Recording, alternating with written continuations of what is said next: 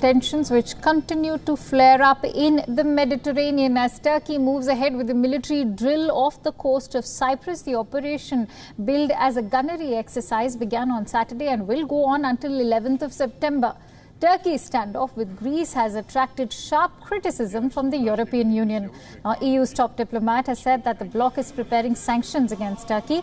These sanctions will be on the agenda when EU leaders meet on the 24th of September. Meanwhile, France is all set to provide military assistance to Greece in the form of 18 Rafale jets, which will help counter Turkey's F-16s. 10 of the arriving Rafales will be the latest F-3R variants, while the rest are expected to be second-hand jets for which Greece will not have to make any payments. Turkish President Recep Tayyip Erdogan continued his attack on both Greece and France, calling President Macron and Prime Minister Mitsotakis incompetent and greedy. Listen in to what he had to say. Yunan halkı muhteris ve kifayetsiz yöneticileri yüzünden başlarına geleceklerini kabul ediyor mu? Fransız halkı muhteris ve kifayetsiz yöneticileri yüzünden ödeyecekleri bedelleri biliyor mu? A spokesperson of Turkey's ruling party is also accusing Greece of militarizing the island of Mace. Ankara pointed out that a 1947 peace treaty calls for the island to remain demilitarized.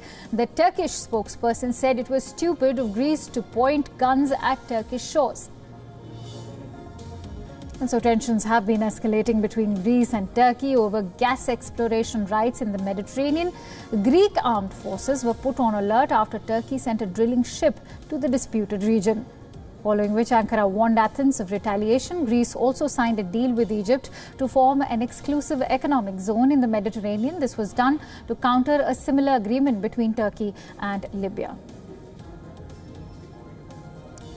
For these continuing rising tensions, let's get in a sense of perspective as to what's happening between Greece and Turkey. For that, I'm joined in by our guest, Professor Muzaffar Sanel, who's joining us live from Istanbul. He is a West Asia analyst and a deputy director at the Istanbul Seher University. A very warm welcome to you, Professor.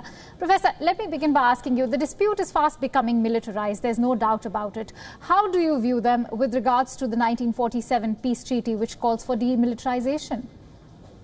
Yeah, conflict over the maritime zone in the Eastern Mediterranean, especially in terms of the Aegean Sea as well, is becoming increasingly militarized, risking a conflict between two NATO members, and which is one of them is not EU member, which is also an important issue, as in your news that also gave it. Any small spark in this region could lead a catastrophe.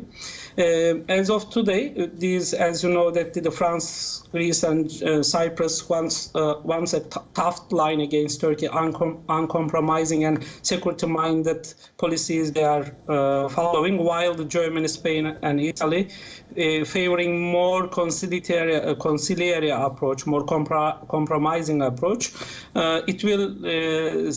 This will lead a kind of Turkish-Greek tension will ease. The escalation will come if the German, Spain, and Italy approaches will come to the table. As of today, as we know that the Greek and Turkey have agreed on the exploratory talks, but as of today, they are not agreed on what topics should be included. While Turkey wants to, as a whole, between both Eastern Mediterranean and Aegean Sea issues should be in one package. Right. The Greeks wants to just only focusing on the Eastern Mediterranean. This is the main, let's say, division as of today in the exploratory talks. Right. But one thing more, maybe, is, without any preconditions, they should start soon. Otherwise, it seems difficult.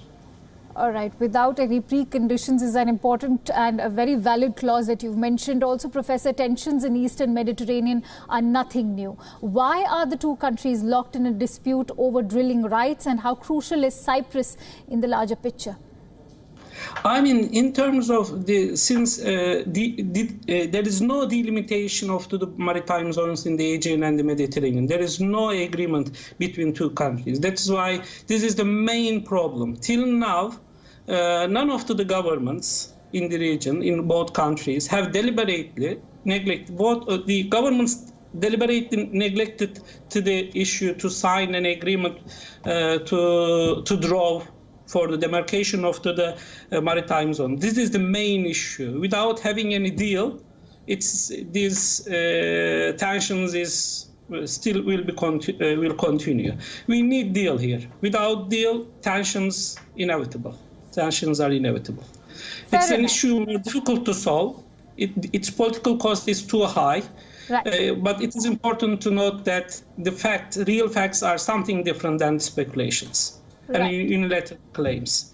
Here is unilateral claims takes the priority, unfortunately, since both sides have to right to say this is our maritime zones, but both sides have to abstain from any unilateral actions, since these unilateral actions are violating the other's right. Right, and since you mentioned... we need to do dialogue, to basic elements to allow the dialogue to advance is to abstain to the unilateral actions. And since you mentioned the need for that deal, what sort of implications of this crisis do you see on the NATO alliance?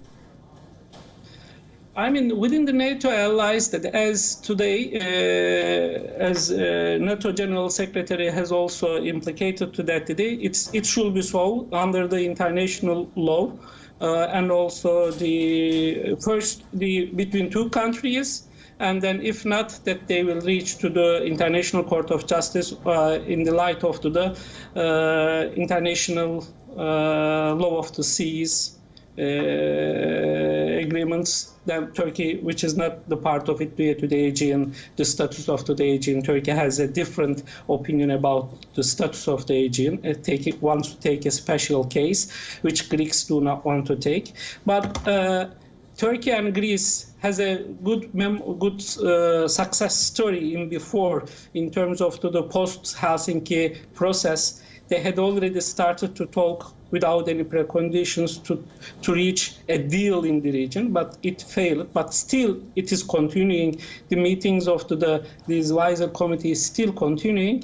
But as of today, they didn't reach any, let's say, concrete result. Hopefully, it will work, and this will lead us a deal in the region. Without deal, the controlled tensions will forever. Right. Here's hoping that these talks actually lead to something more concrete. We'll keep coming back to you as and when more developments arrive. Thank you so much, Professor, for sharing your precious insights.